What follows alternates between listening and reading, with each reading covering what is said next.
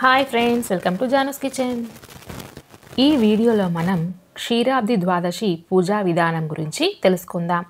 కార్తీక శుక్ల శుద్ధ ఏకాదశి నాడు శ్రీ మహావిష్ణువు నిద్రలో నుండి మేల్కొంటాడు. మరుసటి రోజు క్షీరాబ్ది ద్వాదశి నాడు శ్రీహరి లక్ష్మీ సమేతుడై బ్రహ్మాది దేవతలతో బృందావనానికి వస్తాడు. శ్రీ మహావిష్ణువు దామోదరుడు అనే పేరుతో తులసీమాతను వివాహం చేసుకుంటాడు. అందుకే విష్ణు సంబంధమైన ఆలయాల్లో క్షీరాబ్ది ద్వాదశి రోజు తులసి దామోదరుల కళ్యాణం జరుగుతుంది.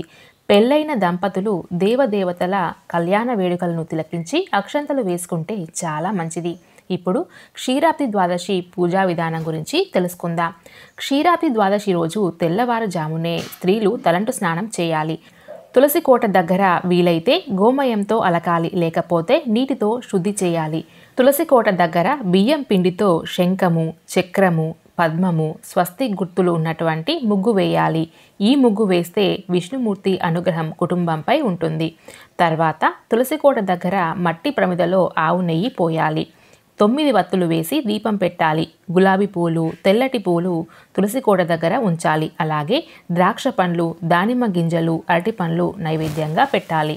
ఓం బృందావనీయాయ నమః అనే మంత్రం చదువుతూ తులసి కోట చుట్టూ ప్రదక్షిణలు చేయాలి. ఈ విధానాన్ని సాయంత్రం కూడా పాటించవచ్చు. క్షీరాబ్ది ద్వాదశి రోజు ఆకలితో అలమటిస్తున్న పేదవారికి పెరుగన్నం దానం చేయాలి. ఇలా దానం చేస్తే ఆర్థిక ఇబ్బందులు తొలగిపోతాయి. అలాగే ఈరోజు తులసి కోట వద్ద చలిమిడి దీపాలు వెలిగించాలి. తులసి కోట దగ్గర సాయంత్రం వేళ ముత్తైదువులను పిలిచి వారికి పసుపు, కుంకుమ, పూలు, పండ్లు, జాకెటి ముక్క తాంబూలంలో ఉంచి వాయనం ఇవ్వాలి.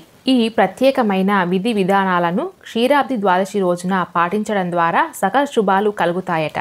ఈ వీడియోలో మనం క్షీరాబ్ది ద్వాదశి పూజా విధానం గురించి తెలుసుకున్నాం కదా.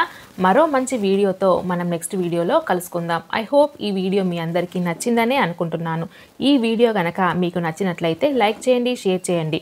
మరిన్ని మంచి వీడియోల కోసం మన ఛానల్ని సబ్స్క్రైబ్ చేసుకొని పక్కనే ఉన్న బెల్ ఐకాన్ని ప్రెస్ చేయండి. Thanks for watching.